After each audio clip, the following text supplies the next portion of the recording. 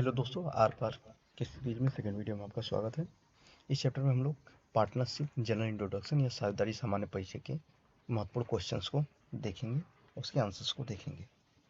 आइए शुरू करते हैं। अगर आपने एनपीओ वाला पहला चैप्टर नहीं देखा, गैर व्यापारिक संस्थानों वाला, तो पिछले वीडियोज में जाएं। आइए चैप्टर शुरू करते हैं। सबसे पहले हम साझेदारी सामान्य परिचय के कुछ महत्वपूर्ण क्वेश्चंस की बात करते हैं जो आपके बोर्ड्स में रिपीट में आते हैं।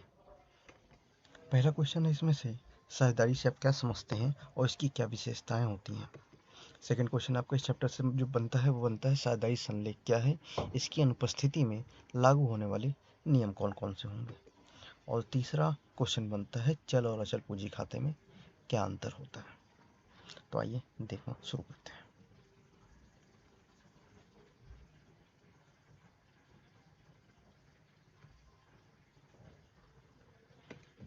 सबसे पहले हम पहला क्वेश्चन देखते हैं, साझेदारी से आप क्या समझते हैं, इसकी विशेषताएं। तो साझेदारी से आप क्या समझते हैं, सिंपल से आपको साझेदारी की परिभाषा याद होनी चाहिए।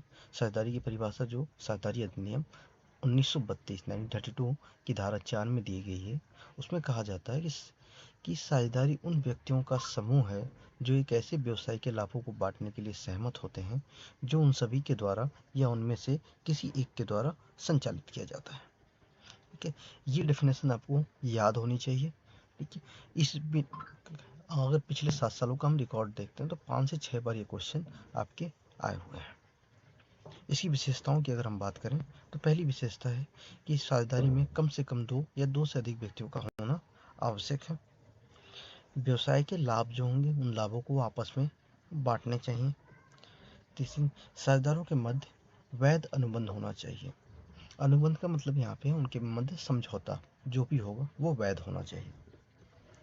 साझेदारी में की सबसे बड़ी विशेषता होती है कि इसमें असीमित दायित्व होता है। असीमित दायित्व से आशय है कि अगर साझेदारी में किसी तरीके की हानि होती है या नुकसान होता है तो साझेदारी कोई व्यक्तिगत संपत्ति को साझेदारी फर्म से अलग नहीं माना जाएगा।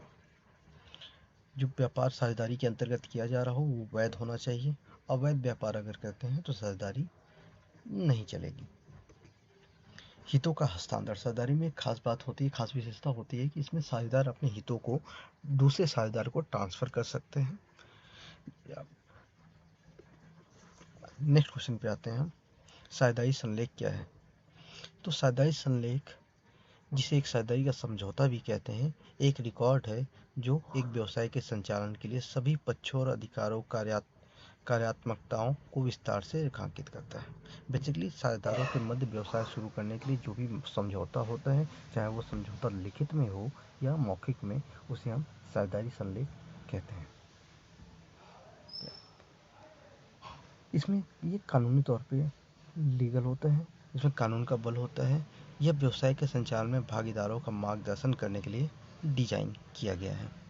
इसमें साझेदारी संलेखों में बहुत से महत्वपूर्ण बात आप लिख सकते हैं, जिसमें साझेदारों का नाम पता, व्यवसाय का नाम पता, व्यवसाय किस प्रकार का है, व्यवसाय की प्रकृति क्या है, व्यवसाय में जो साझेदार कार्यरत हैं उनके बीच में लाभ हानि विभाजन कैसे होगा, यदि कोई नया साझेदार प्रवेश करता है तो ख्याति का मूल्यांकन कैसे किया जाएगा, साझेदारी का प्रवेश वैध होगा कि नहीं होगा, पूंजी कौन साझेदार कितनी लगाएगा, सब पूंजी पर ब्याज दिया जाएगा कि नहीं दिया जाएगा, आहरण अगर कोई व्यवसाय साझेदार करता है तो आहरण कितना कर सकता है, आहरण पर कितने तरीके के पर ब्याज क्या होगा, अगर कोई साझेदार ऋण प्रदान करता है तो ऋण पर ब्याज क्या होगा। इन सभी बातों का उल्लेख साझेदारी संलेख में होता है।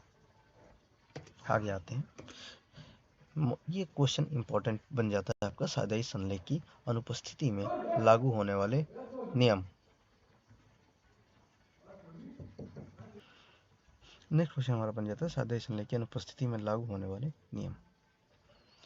पहला नियम कहता है कि साझेदार लाभ हानि को समान रूप से साझा करने का अधिकार होगा। जो भी व्यवसाय में साझेदार होंगे वो लाभ हानि का बंटवारा बराबर से करेंगे।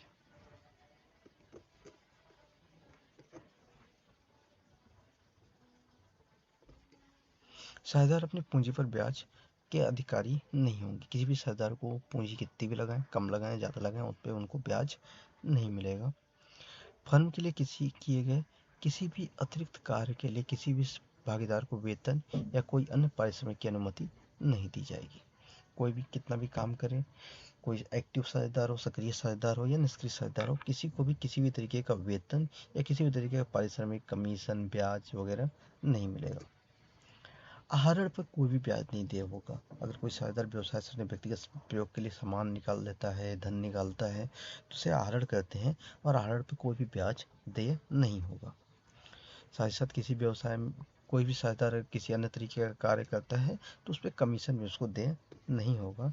साथ ही साथ लेकिन अगर पूंजी के अलावा वो किसी और तरीके का धन अगर व्यवसाय को में लगाता है, फर्म में लगाता है, तो उसे उस साझेदार का ऋण माना जाएगा और ऋण पर 6% की दर से ब्याज का वो अधिकारी होगा। तो सामान्य परिचय में ये 3 क्वेश्चंस आपके लिए बहुत ही इंपॉर्टेंट बन जाते हैं थ्योरी के पॉइंट ऑफ व्यू से। अगले आने वाली वीडियोज़ में हम नए साझेदार के प्रवेश के समय जो भी थियरी के क्वेश्चंस होंगे और साथ ही साथ ख्याति के मूल्यांकन से संबंधित थियरी के क्वेश्चंस जो होंगे उसको हम डिस्कस करेंगे। Thank you. अरे एक लास्ट क्वेश्चन बच जाता है, चल पूंजी और अचल पूंजी खाते में अंतर। चल पूंजी इसे परिवर्तनशील पूंजी भी कहते हैं। ठीक है, आगे देखते हैं। इस खाते में पूंजी के अलावा पूंजी पर ब्याज, वेतन, कमीशन, आहरण आदि का लेखा किया जाता है। इसमें पूंजी का शेष सदैव बदलता रहता है। इसमें चालू खाता नहीं बनाया जाता। वहीं अचल पूंजी की अगर हम बात करें तो इसे अस्थायी पूंजी भी कहते हैं। इस खाते में पूंजी का लेखा केवल पूंजी का लेखा किया जाता है। पूंजी के अलावा किसी भी तरीके के वेतन, कमीशन, आहरण आदि का लेखा इसमें नहीं किया जाएगा।